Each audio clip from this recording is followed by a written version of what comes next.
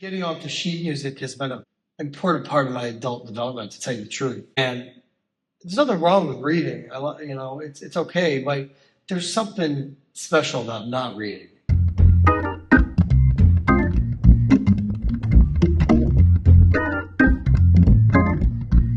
Hello and welcome to the Keyboard Chronicles, a podcast for keyboard players. I'm your host, David Holloway, and I'm thrilled as always to be here with you.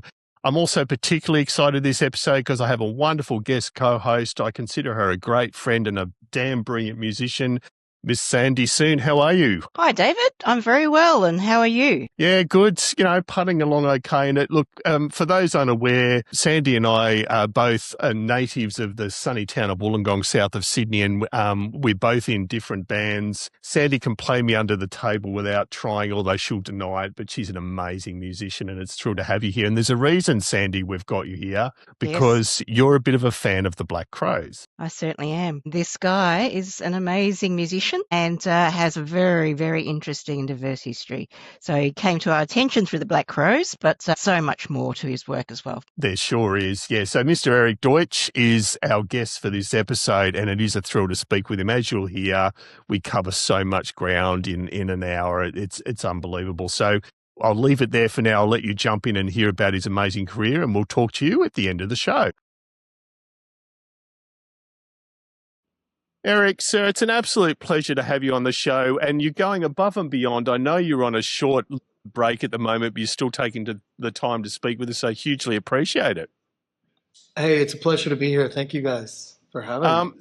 So, Erik, I thought we'd talk about, you're an incredibly busy guy. Let's just talk about sort of the second half of 2025 into 2026. What have you been up to? Well, I spent the second half of 2025 really playing the music of my new record that came out in July 25, I think, called This Was Then. That's the name of the record. It fortunately coincided with a kind of break with my job with the Black Crowes. And we had a lighter year in 25, and we had very little in the fall. So instead of staying home and chilling out like, any sensible, normal person would do, I decided to just travel, nonstop, and made some really nice trips though. But it was really cool. It was a beautiful opportunity. So after July, having that time, I played my new music in, I think, 8 countries. And maybe 14 cities, something like that. And in every city, I pretty much played with a different band. So it was an adventure, and that's a little bit of a new paradigm for me, to travel the world, playing my music, working with different people in every town. It's kind of old school, right? It's like what Chuck Berry would do or something. That's right. But the only difference is Chuck Berry, he demanded a briefcase with the cash in the beginning of the gig.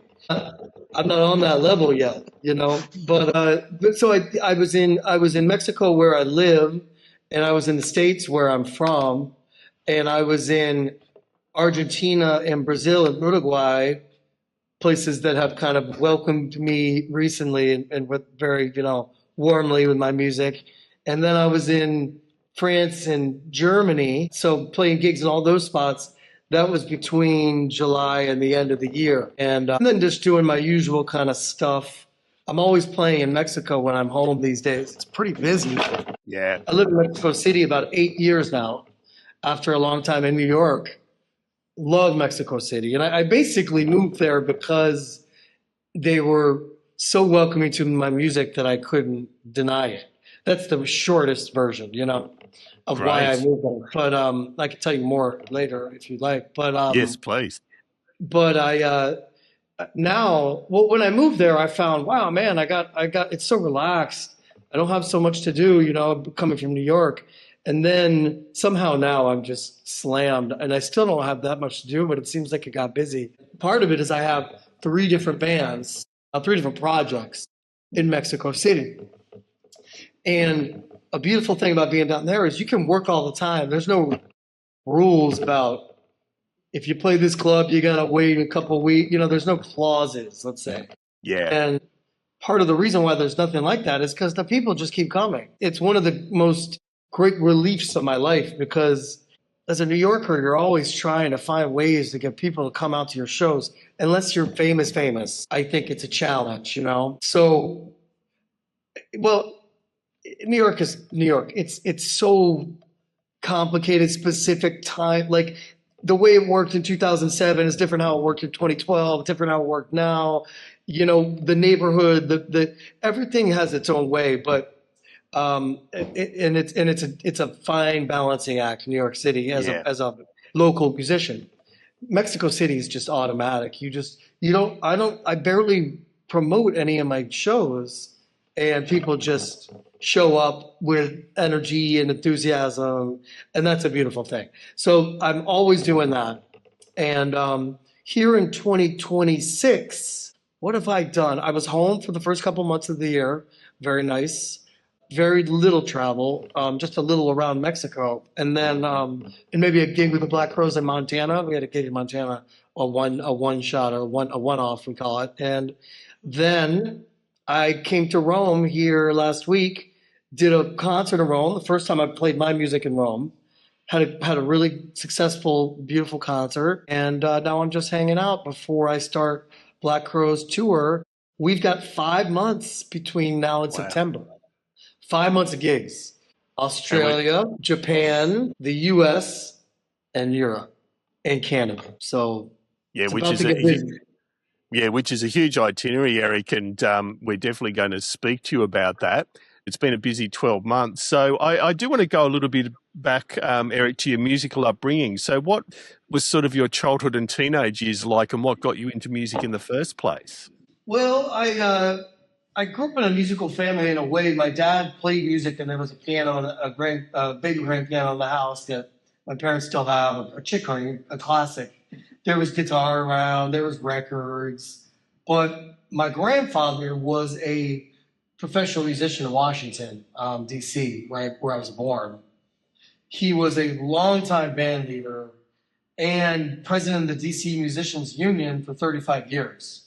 So not only a gigger and a band leader, but a teamster business, a gig giver, and eventually was on the International Musicians Union. He was the sergeant at arms, or the secretary. I don't even know what that is, the International Musicians Union, but I know he was elected to it. So there was music in the family, and when I was about 6 years old, my parents took me for piano lessons. We had moved to Nashville, Tennessee for a stint.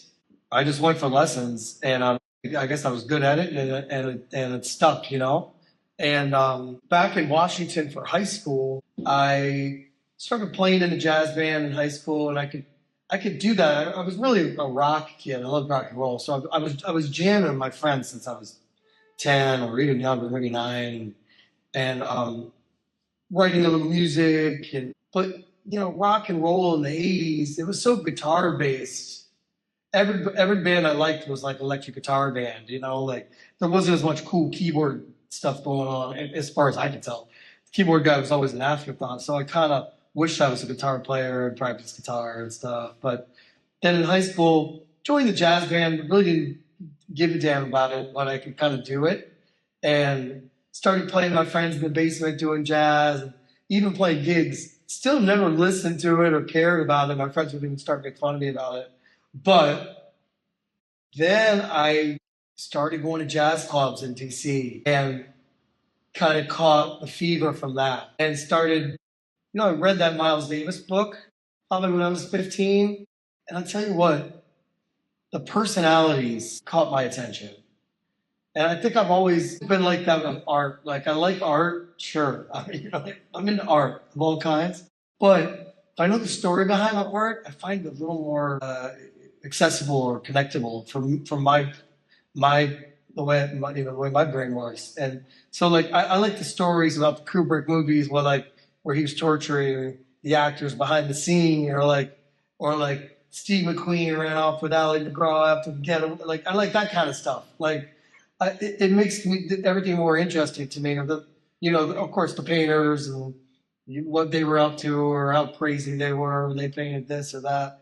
So when I read that book about Miles Davis and all that, and he basically touched the entire genre, personally, and got, everybody was involved with him in some way or another. And I think that helped me to really get a little passion going for the music. So Yeah. in high school, and I was, Washington D.C. was cool because there was a lot of live music. I was seeing not only live jazz, but I was going to a reggae club almost every week. I mean, the reason is because we could drink there, as kids. But I did like the reggae music, and so I was seeing live reggae bands. Something now that I realize, and they were good, and something now I realize is kind of unique. And got into the Grateful Dead as a teenager. Was going to Grateful Dead concerts, there was a Grateful Dead cover band I watched them go see. And also got the chance to see big shows in Washington, like U2 and I remember seeing U2 and Primus opening for them. First time I heard them, and Pink Floyd and the Grateful Dead, and seeing these big stadium shows. I kind of had a lot of music going in high school. It's a nice time, 93, 94, 95.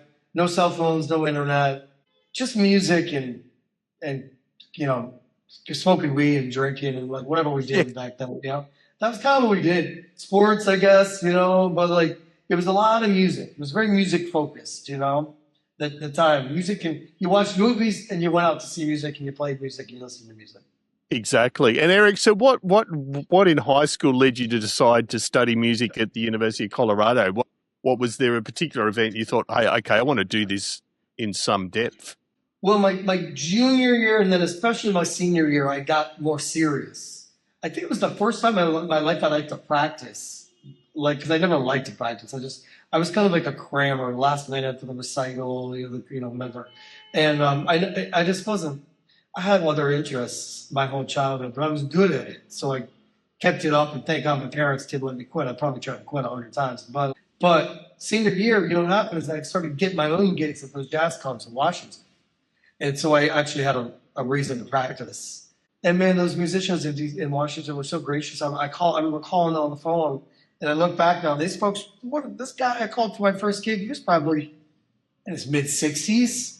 And I think I called him and I said, hey, this is Erik Deutsch, I'm a pianist. Would you be willing to play with me at the Twins Jazz Club on Tuesday night, next month? And I could pay you $75. And it was 3 sets, and we're just playing standards. This guy was probably and he was just like, all right, I'll be there. And I was like, wow. I was lucky, and that made me want to practice. So that's what I did is I hired these old guys that I was watching in the clubs, and they were good to us, It wasn't it's not New York. It wasn't as friendly. I'll tell you that. It's not like I talked to these guys that much. You just said hi, and they said, hey, and then you called him, and his wife would answer, and she'd say, okay, I'm on Jennings, you call him, and he would say, yeah, all right. And it wasn't social, but they were, in their own way, they were clearly supporting us by doing gigs with us, And so I got more into it. I didn't think I was going to college for music. I was the oldest kid, and my parents, my dad was a college professor at one time. My mom went to Duke. My dad taught in Maryland. They were just college people. So, they were really into college, and I was the oldest kid. So it was their first chance. So they were yelling at me, I got to be more serious. I got to go visit some colleges. I did there was a couple I didn't think I could get into. So I said, maybe I'll do some piano auditions just to see if I could squeeze in the music department. Because my classical wasn't great. And most places didn't have jazz programs in that era. I wasn't trying to go to just a music school, So I worked up a couple of classical pieces, 3 of them, for an audition at University of North Carolina. I think I did somewhere else. It wasn't that good. It was kind of bottom of the barrel classical college guy, but maybe I could sneak in. It didn't work. But what happened was I went to the University of Colorado, and just to visit. I went to meet this jazz piano teacher. Turned out to be a wonderful guy, Dr. Greg Dyes, and we jammed in his office at the University of Colorado. And he said, hey, you play a little classical. I said, well, I got a few pieces worked up, but I haven't really been doing it much the last few years. And he said, if I organize a little impromptu audition and we can squeeze you in, I'll give you a jazz scholarship, which was like $1,000. So it was a fraction of tuition, but I was like, oh wow, somebody wants me. So I did the audition for the classical faculty that weekend. They said, well, he stinks kind of, but like, since the jazz teacher wanted me, again, they didn't have a jazz degree, so that's why I had to do the classical thing. But there was a way to do that and focus on jazz. And I don't know, it was some kind of they made almost a special spot for me, let's put it that way. And it was a real gift because I didn't think I was going to be a musician. Who knows what would happen? But because of that day, I got into college as a musician and went to a very inspiring place in Colorado, the exact opposite of Washington, D.C., as far as I can tell back then. And that's how it started. Great. No, thank you. That's a great response. And so, Erik, after you finished college, and we'll probably talk throughout the interview about how college set you up, but you formed what I think was one of your first real outfits, Fat Mama, as a founding member not long after you finished at University of Colorado. Just tell us a little bit about that and as an early experience as a sort of co-founder and yeah. I got to correct you on it. It started 3 days after I arrived in Colorado. So I arrived as an 18-year-old in August of 1995. 3 days later, a girl from my high school that I knew in DC said, hey, I know some guys that are jamming, and I'm going to bring you over there. And I went and met these boys. And on Halloween, we had our first gig. And it was immediately a thing. So it actually was my college band. It actually defined my college experience, that band. When I was 21, 1997, we went on our first nationwide tour. So I started learning to tour the country when I was, 19, 20. No, I was 20, just about to be 21. And that's when I started touring, and I kind of haven't stopped since, I guess, I'm fascinated by the diversity of stuff that you play and how many bands you're in. I'd love to hear a bit more about some of the bands. Can we start with County Road X? I read that you call it Trailer Park Jazz. Can you explain? Well, it's a long time ago. I made that band in 2001. Right, okay. And I made that band when Fat Mama broke up after 6 years, right. 95 to 01. I had kind of left college and we were on tour for about a couple of years. I came back to Boulder and finished college and made that band, County Road X. And it was just kind of a reaction to Fat Mama. Fat Mama was a pretty aggressive, electric, psychedelic, fusion, hard-hitting, experimental thing. County Road X was kind of pretty. Had a cello and a pedal steel guitar and an acoustic bass and accordion. It was different. It was like a chamber.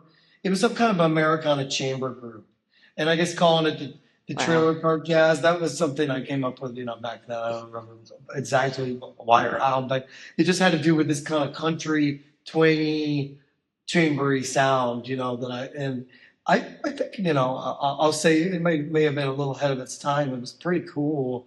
Now it might sound a little more normal, but back then it wasn't very popular, but it was, we made a couple of records and we had some fans in Boulder and made some gigs a little bit out of town, but that was just kind of my next project, really the first band I made on my own. Fat Mama was more of a collaboration, although I wrote a lot of music for it. And and after that I moved to New York. Yeah, okay. Yeah, and started all the other bands you probably read about. Yeah. Now, when I was in Colorado in those years following Fat Mama, the early 2000s, I did play in a lot of local bands. I kind of honed my chops then. I learned to teach a lot of lessons. I taught sometimes 30 students a week. I was kind of crazy.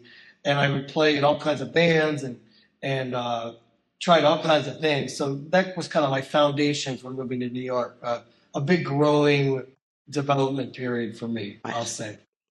Yeah. And I mean, Erik, it's I mean, moving to New York, and I know one of the things you did in 2004 was get involved in a piano trio triangle with Art Lande. Now, that's obviously a major milestone for any artist getting to work with Art. So just tell us a little bit how that came about and what an experience that was for you. Yeah, that's another big thing that happened there in those years in Boulder following Salmon before New York. Art Lande was my piano teacher and my lifelong mentor. I love Art Lande. One of my closest friends, one of my favorite pianists. He's a very special person, but a brilliant musician and a brilliant educator.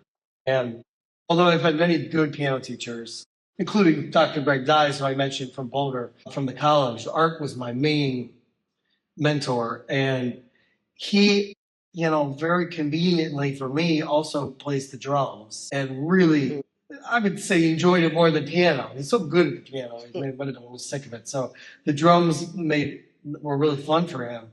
So we made a trio where he played the drums and I played the piano, along with Doug Anderson on bass. And I learned a lot about music. And a beautiful thing about that band was that we would rehearse every Monday from 3 to 5. And that was from probably 2002 to 2004. Every Monday, 3 to 5. We didn't care if we had gigs or not. We were always there, and we were always learning new music.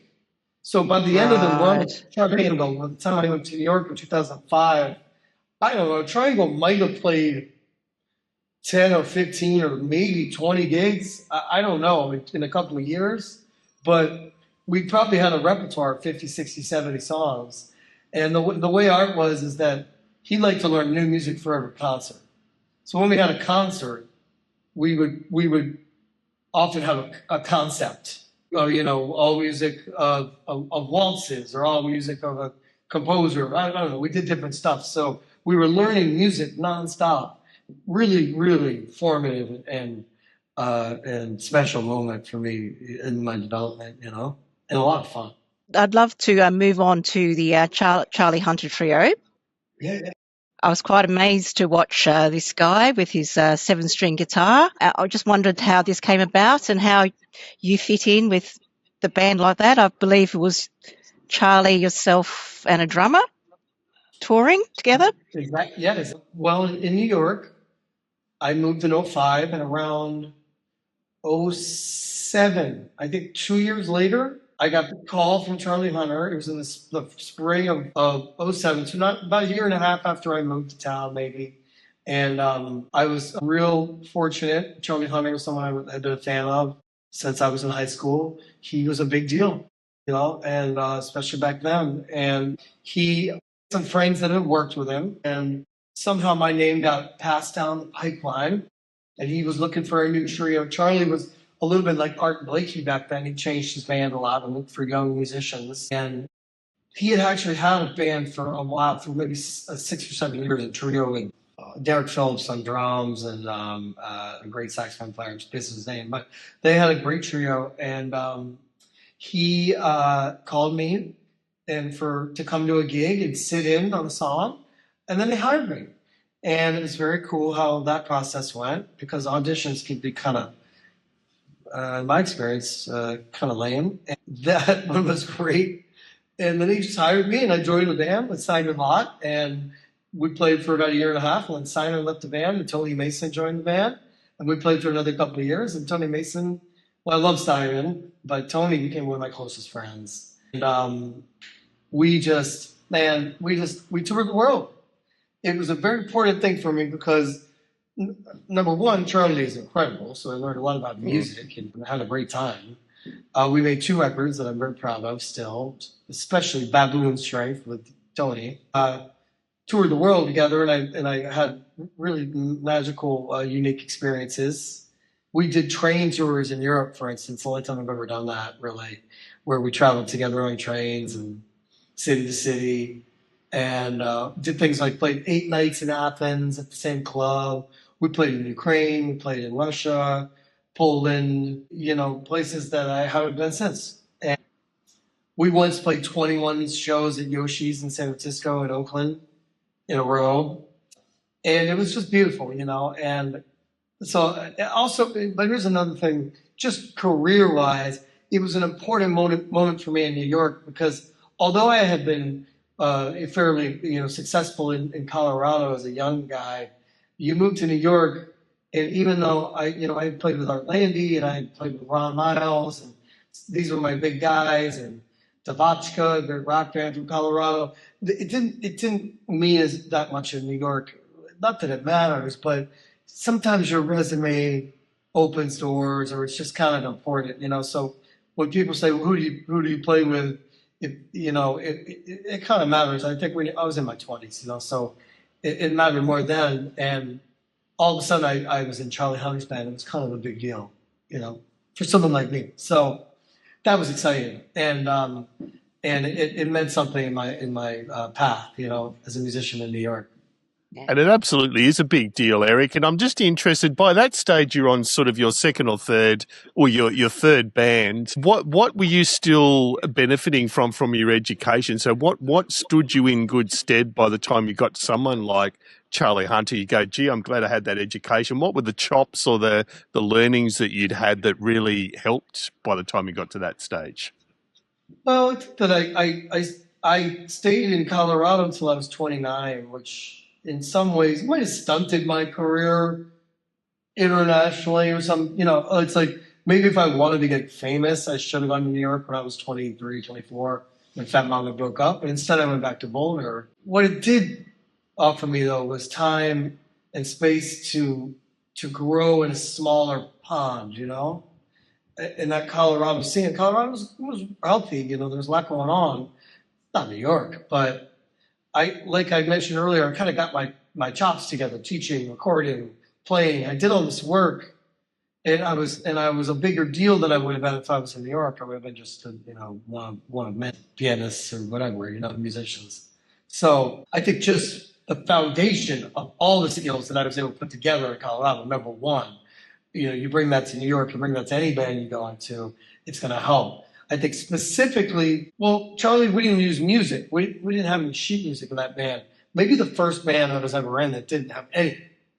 Fat Mama, it was our music, but we still kind of wrote out the stuff and kind of looked at it and then learned it or whatever. I think that getting off the sheet music has been an important part of my adult development, to tell you the truth. And there's nothing wrong with reading. It's okay. Like there's something special about not reading, in my opinion. So that's what I do now almost all the time. I'm reading less than I have my whole career now. It's kind of nice. The ear training of working with Art Lande, and with Art, we played so much free music, so much improvisation, group improvisation. And the ear training and the listening skills that you develop from that are legit, and that is something. It's different than like ear training like in college where this is like playing, improvising in a group, and knowing what to do and how to complement, how to support, how to lead, how to create, how to initiate. And these are the kind of things that even though Charlie Hunter, we weren't free improvising that much, just like having the ears to just jump in there and play with him, I think that was probably one of my greatest things that I could bring to that, my greatest skills that allowed me to, operate in that trio. What's kind of cool about Charlie's trio is that he's kind of was a blues and R&B based jazz musician, I'll say. And rhythm and groove and blues was such a foundation of what he did, the rhythmic thing.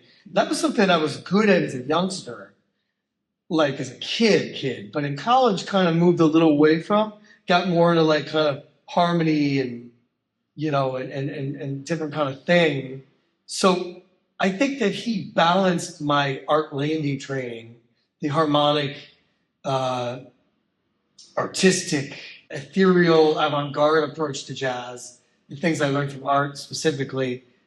He balanced that with, I never took a lesson from Charlie ever, but every time I played with him was kind of, so I think the balance of getting back to the groovy, rhythmic side of music in a way really was important for my career. You hear it in all my solo music. And so I'm really interested, Eric. I mean, what was sort of the pathway between Charlie Hunter and Shooter Jennings? Sort of, there was a couple of years there. What sort of led to that change of scenery musically? You take what gig comes up. A lot of people who aren't in that professional music world, they think you choose Al Pacino or something. You pick your script and you direct. No, and even those famous actors, I think the reality is they don't choose as much as we think they do either. I once knew a friend that was friends with Tim Robbins, and she said, "Oh, Tim, this guy goes to he has a great actor. So he goes to these auditions. He's a basket case. He thinks he's terrible. He thinks he'll never get hired again. This is Tim Robbins. This is Shawshank. This is Bull Durham. And you're like, what? Really? And this was in the 2000s. When he had already won an Oscar for best actor. Musicians, you just take what comes along, but the Shooter thing came up because of that short time when I lived in Nashville as a kid that I mentioned. He went to elementary school with me and was in the class of my younger brother. So we had a little connection from being little kids. And Shooter, the son of Waylon Jennings, of course, was having his own good solo career in the 2000s. He started hanging out in New York, and we connected. Now, New York didn't like country music when I moved there in the middle of 2000s. I had a little bit of chops, but it was a little bit in my blood from that Nashville time. I had a little bit of experience playing, though. But then it started to get a little cooler in New York in the late 2000s, I would say. And I started playing maybe things, country, pop. New York's always been rootsy. Bob Dylan, the band. There was always roots rock that touched on country music, but for some reason New Yorkers like to think they didn't like country. Now country music is popular in a different way, like almost everywhere, definitely New York. But I think it took a few venues opening, a few artists, kind of pushing it in the city and crossover artists. There's no, you don't get the guys it's not Nashville, guys, or, Austin, you don't have guys walking around in hats and boots, with their acoustic guitars singing at open mics, but you do have interesting artists dabbling in country music. You had people like Smokey Hormel doing his thing in Brooklyn with Smokey's Roundup, which is kind of a Western band, and then playing on Johnny Cash's album, and things like that. So there was guys in the scene doing stuff in that world. I think I worked with Nora Jones, who dabbled in that world a little bit in 2000, before I worked with Shooter, and then I may have worked with Roseanne Cash even before Shooter. I don't know, but oh wow! In any case, Shooter came to town. We linked up. We reminisced about being childhood friends. Reminisced about my brother who had passed about 10 years earlier. So that was kind of a cool connection. And then we made a band. Shooter made a band of New Yorkers, and I introduced him to friends, and we all made a band and just had a great time. And I learned a lot more about playing country music from working with Shooter, who learned it from his dad, who was one of the greatest. So That was a really nice time. And what did you learn about playing country music, Eric? Because I was going to ask you that, because obviously that's very different to what you had been doing previously. What did you have to learn? Man, I always played rock, and I played some blues, and I always played pop and the jazz. I always kind of play it the same. I'm not a big separate type. I kind of try to find a thread through. It's like listening to Jack DeJohnette play the drums. I always thought Jack was interesting because he sounded the same playing rock or Latin, street, or swing to me. It all kind of sounded, the feel was the same. And rather than when you're a student of jazz, they say play Latin music. They say play something ding, ding, ding, ding, ding. So different. Play rock. But there is a thread, and I was always comfortable with threading. You got to dial in some of the nuance or the idiosyncrasies, of each style. So what did I learn from playing country? Well, I learned that it was kind of a lot like jazz, but you just had to, it was free. I learned that it was a lot like pop, but freer than pop. Like in country piano, it's kind of about the instrument. What does the instrument do? Not like the whole genre, but what does country piano do? Well, it plays its chords, it plays triads, but it plays them colorfully. It plays, it moves around. In pop music, you kind of have to stay the same. And then every now and then you get a fill maybe, or maybe a little solo or a little moment. In country, you're kind of constantly moving around, filling, like kind of improvising. Then you get chances to step out, like the fiddle will go half a verse on the piano on the steel. So you kind of organize where you step out farther, but you are kind of improvising all the time. And it's actually more similar to rock and roll piano, like the Rolling Stones piano, which is like Nicky Hopkins or Ian Stewart from the 70s, or Chuck Leavell now from the 80s and 90s, which is what I get to do in the Black Crowes a little bit. So it's this kind of nonstop improvising within the style. Speaking of pop, let's talk about Citizen Cope, because I understand you were with Citizen Cope for some time, and he looks like an amazing artist, influenced by a bit of folk country as well, perhaps, and a prolific writer as well. Could you tell us a bit more about that time with Citizen Cope? Yeah, Cope was a guy from Washington, D.C., where I grew up, but he had met a good friend of mine in New York sometime in the early 2000s, Steve Deutsch, who's a keyboard player who actually lived in Boulder, still does, but he was from New York. They had met somehow, and Steve was in his band, and Cope blew up. He's almost more hip-hop reggae than rock. He's like a hip-hop reggae pop guy. A little bit of country. Cope's from Texas, born in Texas, raised in D.C., but it was more urban, the sound. And he used 2 keyboard players. So at one point, Steve called me and said, hey, you want to join the band? And what was special about that band was that it was a little bigger deal touring than I had done. It was a couple buses, in-ear monitor, kind of like fancy hotels sometimes, some celebrities hanging out, all that kind of stuff, you know? So it was a little bigger level, and it paid a little better. It paid better. He was generous. Clarence is his name. And probably poppier than I had done. Yeah, that's I'll say that. Where I had like 5 keyboards, but I wasn't like improvising too much.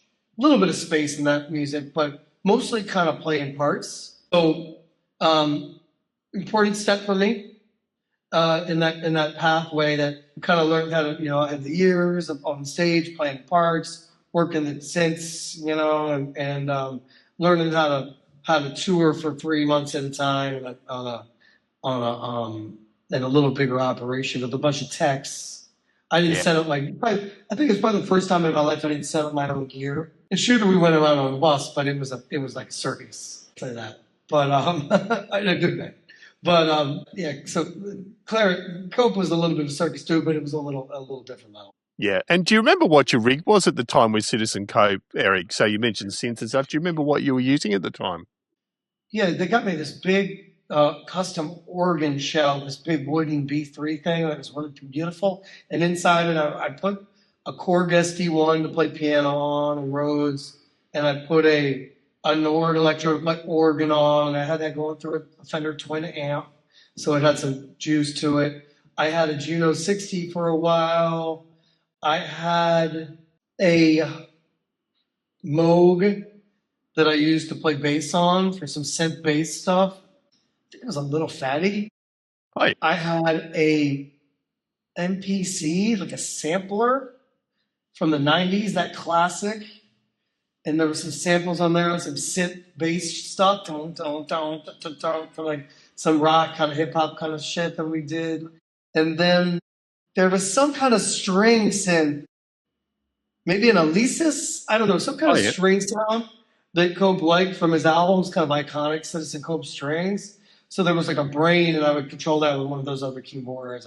But basically, I had all kinds of things going on, all kinds of volume pedals. It was a little hectic, but good thing to get, good experience. Good, important for a keyboard. If you want to do pop music on a big stage, you got to learn how to do that. That's right. No, exactly. And I mean, you mentioned about that was sort of one of your biggest touring experiences to date. I mean, you then went on to be part of Leftover Salmon, and I think did more than 400 shows with them, which is another whole level again as far as touring. Tell us a little bit about, again, how that evolved for you and what your involvement was.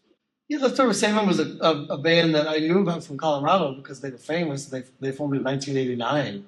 So my entire college career, they were playing all the time. I don't know if I ever saw them though, but I can't remember. I'm not sure I ever saw them in the 90s, but they were always playing. I mean, some of those shows were over 21, when I was younger, it was harder to go to, but they were famous. They did bluegrass, but a weird fusion of it.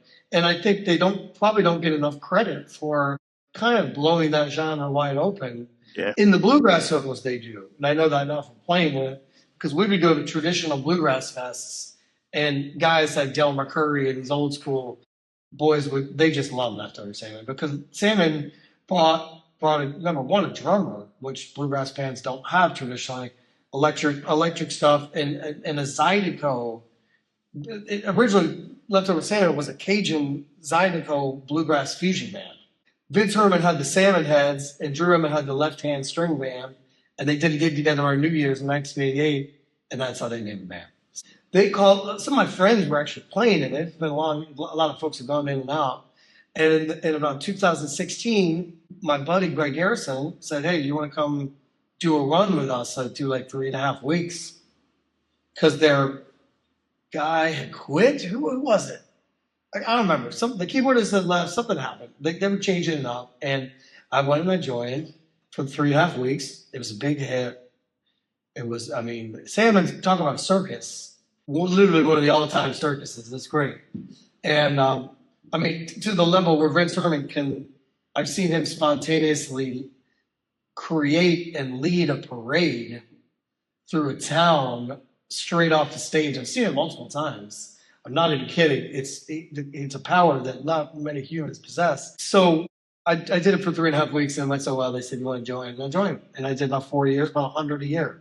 Yeah, it is a lot of gigs, and it's probably worth asking at that juncture. I mean, you would have been in your 30s at that stage. How do you manage, and you're doing it right now with the Black Crows, how do you manage long stints of touring? Like, what's your method to maintain, good mental health and stamina on a long tour? I think I joined them when I was 39, so I was already going. These days, to tell you the truth, I find touring is a healthy, relaxed place for me. Good. Home life is crazier. It's Mexico. Mexico's reputation is often unfair and undeserved, some of its reputation, but some is accurate. And I would say that the general nature of the instant fiesta is accurate. And it's not like you might see on, or you might imagine, like some drunk tank of a bar or something. No, Mexicans just really know how to have fun, and the spirit is positive and happy, and so it's easy to be out with a group of friends and have it go from one thing to another pretty fast. But when I go on the tour now, especially with the Black Crows, I find myself very relaxed. I use it as a time to rest a lot, and because I don't get tired from traveling. I actually have more time than I do at home. I have less going on. So you don't have to do errands. That's the thing. Oh. As an adult, you have never-ending errands, right? Yeah. Even without kids. You never-ending. You gotta go shop. You gotta go buy this. Gotta do this. Gotta get gotta go fix the TV. You gotta go whatever you gotta do. When you're on the road, you don't have any. There's nothing to do. You have no responsibilities except make the gig and be prepared for the gig. So and be on time, to the lobby. That's all you got to do. So I find myself in free time that I don't normally have. I get work done on the computer. I don't normally do. I go to the gym as much as possible. Try to stay fit. I'm feeling good, feeling energetic. I try to take naps. I nap all the time. My bandmates laugh at me about how much I nap on the tour, but I'm constantly looking for a nap and just try to see the world, and I've seen a lot of it already, but I'm still excited about it. Say that. Yeah, look, it sounds like a wonderful life. We need to talk about the Dixie Chicks as well, of course, or the Chicks as they're called. We've got down that you were there with them only for 2020, just prior to COVID. Did you do much touring with them? Well, I'm going to tell you this. I did not. Okay. I joined the band to do a Lande tour, and there was a massive tour ready to roll. A year and a half of every major arena in the U.S. in Canada for 2 nights each one, and then probably more following it. And Jack Antonoff, the great producer, had made the record. He's an acquaintance of mine and a friend, and he recommended me. It's super cool, and they brought me in, and even without an audition, I'll say again, I was honored to not have to do that. And then I rehearsed with them. We had a great time. We were all getting ready. We did our first show. It was the Ellen show, Ellen DeGeneres, and we did one song, and I did it with one hand, and I had a shaker, but the shaker was fake. There was no mic. It was for visuals, and that was the only gig I ever did, because the next day they sent me home for the pandemic. One gig, one song, one hand. That's it. Right. And by the end of the pandemic, I wasn't in the band anymore. So Talking about the chicks. As a female instrumentalist, I have to ask you what advice you give to your female students, how to make a mark in such a male-dominated industry, and whether you believe there are any barriers or what they might be. Well, it's hard. It's harder than it should be for you guys, and I recognize that, no doubt. Historically, it's been very difficult. I think it's a nice thing that in this moment, in a lot of places, especially the States and probably Europe, there are more opportunities than ever. And I'll tell you this: when I moved to New York, I got really excited to play with some more ladies in my bands and in general in my musical life, because in Colorado it had been more of a boys' club, I think, especially in the jazz world, you know. But then I went to New York and I was like, wait, this Allison Miller, she's incredible. Jenny Schneider, wow, you know. I started doing everything I could to play with them because the energy was cool, you know. It was different. And, I just would say words of advice are female energy, you know, a lady's energy in music is important. It's essential. It's not, you know, extra. It's not something, you know, it's normal, and we need more of it. And never forget that it's, you know, it's important. It's essential, and you are that. And also, there are opportunities there for ladies in jazz, especially. Now, it's harder in pop, but I'll say simply, my favorite pop artists are female artists. That's easy.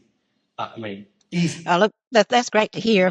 I've got a daughter who's a jazz musician too, so I'm sure she'll be happy to hear that. Now, can we move on to the Black Crows? Because I think you've come to the notice of a lot of musicians through your work with the Black Crows. Keen to hear how you came to join them. Was there an audition process? Had you always been a fan of the Black Crows? Did you know people in the band?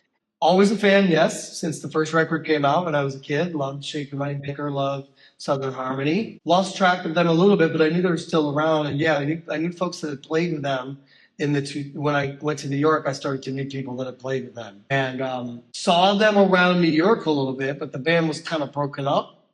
By the time I think I met Rich Robinson briefly with Shooter. I met Chris briefly with Joe Russo later on. Met Rich around 2012, met Chris around 2018.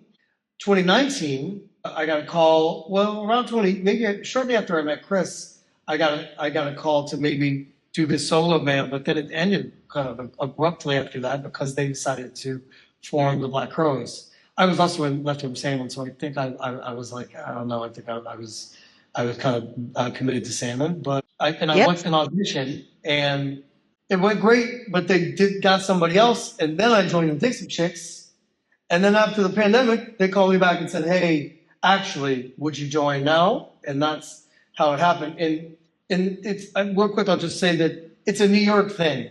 You live in New York, you meet people. It's the same reason I got the Charlie Hunter call, the Norah Jones call, the Roseanne Cash call, and a lot of other things that I did for shorter periods of time. It's a New York thing. You're around there, you brush shoulders with a lot of the guys that are doing a lot of the stuff. Yeah, for sure. Well, the keyboard chair and Black Crows has such a massive legacy with that southern rock piano and the big B3 sound. How did you approach maintaining the vibe of the band, and were you able to inject a little bit of your own personality into the recordings and the live shows?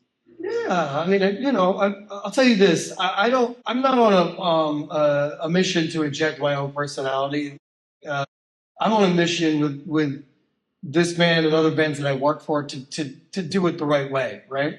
When you're young, you feel like you got to inject the personality, or maybe not young when you don't have as much outlets to perform or whatever, right?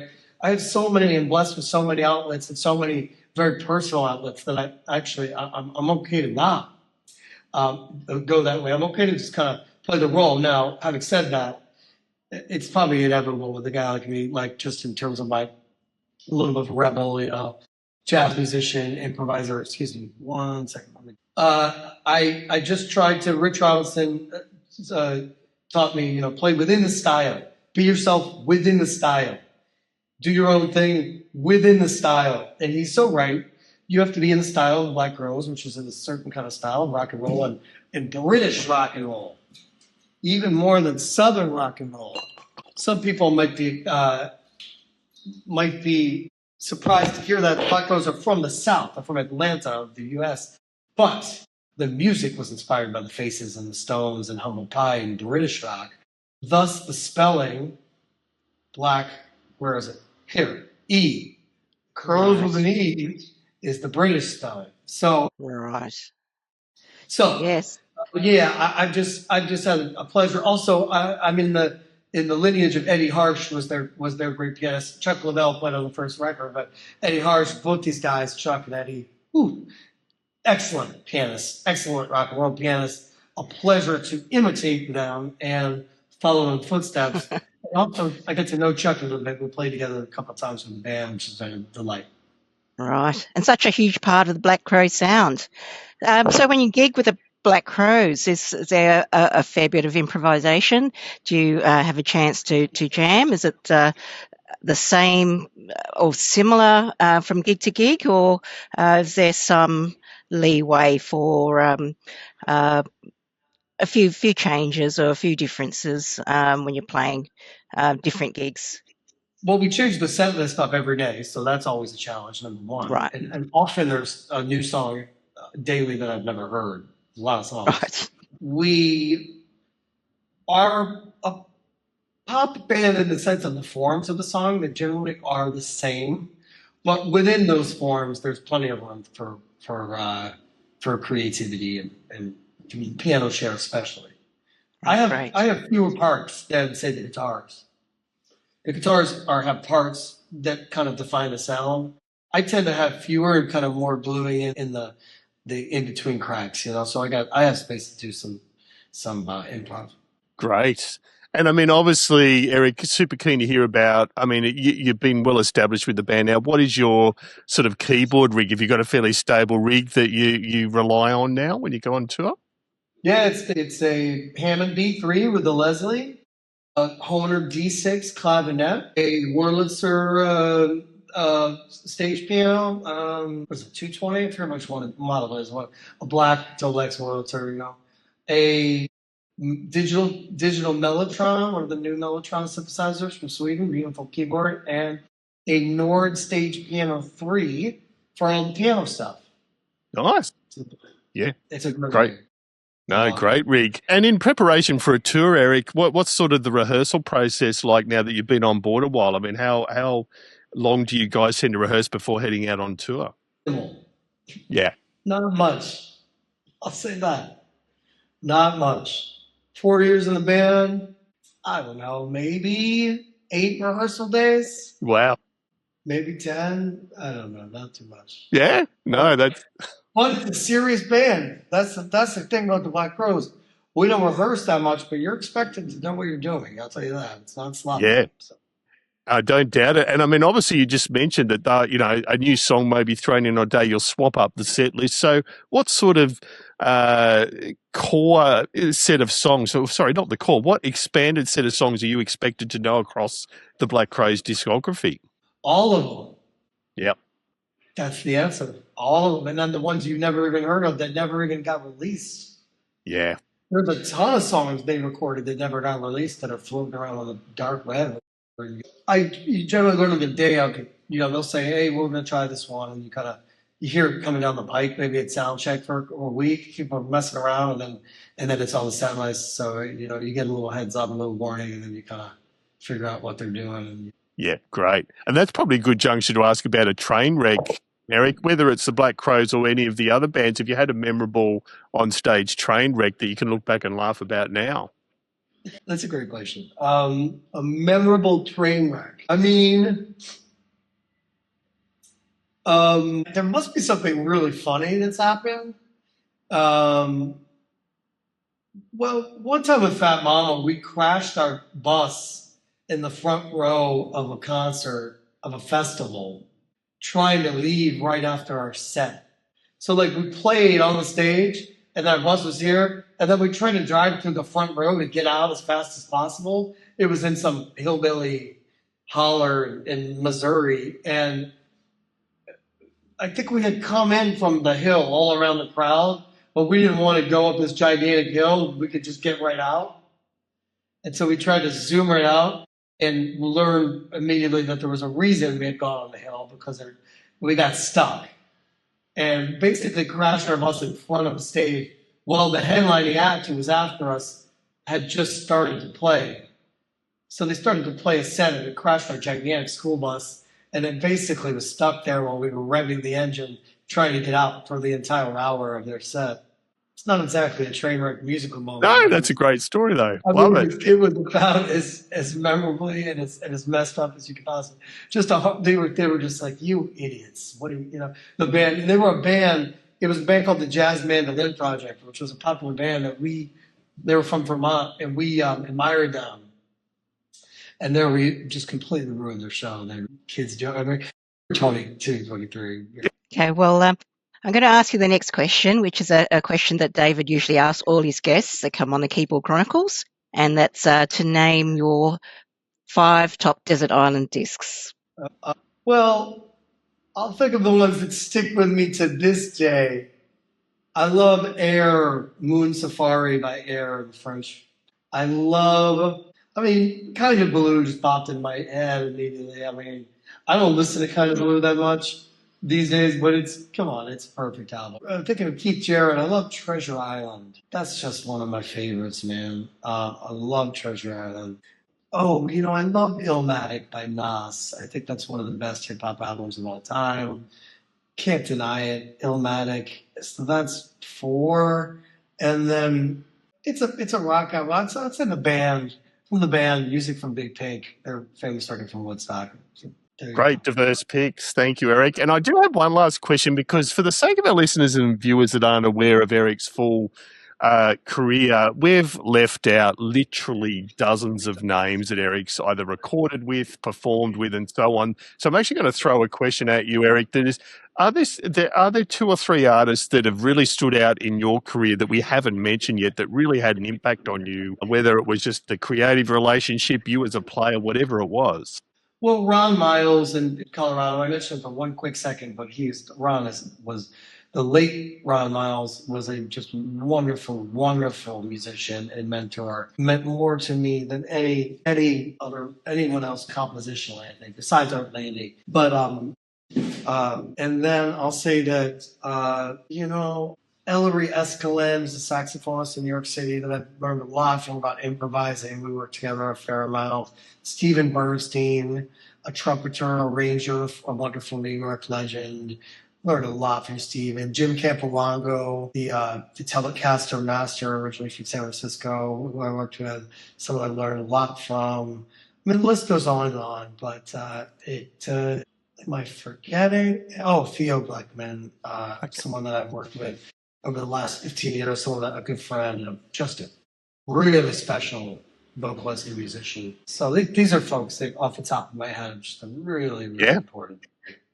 And a bit of a left of centre question, or more of a statement, Eric, but I feel privileged you've taken the time to talk to us from the viewpoint that you're a much more experienced podcaster than I am. You've got sort of 415 episodes up your sleeve of your own podcast, which is amazing, where you basically curate some amazing music each time. So tell us a little bit about what Itch That scratches for you. Well, I started that podcast in Guadalajara, Mexico. It's on the radio every Thursday night for about 10 years. 415, 16 in. And yeah, man, it's a pleasure. It's called The Sounds of Brooklyn and Beyond, and it's bilingual. And I get to share music from my friends and new music. It's a jazz podcast, but I stretch it out. And it's just an ultimate pleasure of this century for me, you know? One of the great things in my adult life that I get to do. So. And that and nurse cute, very cute dogs. I love the dog. What a cutie. Beautiful. And Erik, I can't thank you enough for taking the time. We're also going to link extensively to your 9 solo albums. We've sort of got to leave it there today, but I can't thank you enough for taking the time. I know Sandy and I are both super excited to see the Black Crows when you come out to Sydney and see you as part of that. But are you going to be at the Ardmore event? Ardmore Musical? You going to be there? At the Enmore, yeah. Enmore. Absolutely, yeah. Ardmore's in Sydney. Enmore. Yes. Yeah, Enmore. Yeah. So we'll be there. Amazing. We'll be there with bells on. So absolutely. No, I can't thank you enough for taking the time, Erik. It's been an absolute pleasure. Yes. And there we have it. I hope you enjoyed that chat with Erik. Sandy, what an amazing guy with such a diverse career. Absolutely. He had so much to say and probably so much more that we couldn't touch on in the hour, but really enjoyed it. Thanks so much for having me on, Dave. No, absolutely my pleasure. Least I can do. And yeah, look, as Sandy mentioned, the diversity of Erik's career is just hard to fathom. I may even put up on the website the list of all the artists he's worked with, and we did only scratch the surface, albeit a very major surface part of his career with some of the bands that you heard about. So no, hugely appreciate Erik's time, and we are excited to see the Black Crows when they come out in a couple of months. But we'd also like to thank you all out there for listening. Please do keep in touch. We love hearing from you via email, editor@keyboardchronicles.com. We're on all the socials. And again, thank you to all those that have recently joined us on Facebook and Reddit. Just another pimp or shout out for our YouTube membership. So you'll see if you're watching this on video rather than listening on the audio platforms, there's a join button for a couple of bucks a month. You really do help us keep going. It's not a cheap operation and it really does help. And speaking of which, I want to give a big shout out to our both YouTube members and or Patreon supporters, the lovely Tammy Catcher from Tammy's Musical Stew. Thank you, Tammy, as always. Mr. Derry Evans from the beautiful, not so sunny land of Wales, although we're getting into March, Derry, so it might be improved. The brilliant Mike Wilcox from Midnight Mastering. Thank you, sir, as always, and highly recommend Mike's masterful skills. And last but definitely not least, Dave Bryce and the team at the musicplayer.com forums and the Keyboard Corner in particular. Sandy, again, thank you. I know we're going to see lots of each other over the coming months. We're doing some joint gigs. We're having all sorts of fun. So, yeah, can't thank you enough. Thanks for having me, Dave, and great work as always. No, thank you. And so again, to all you out there, thanks for listening. And until we chat again, keep on playing.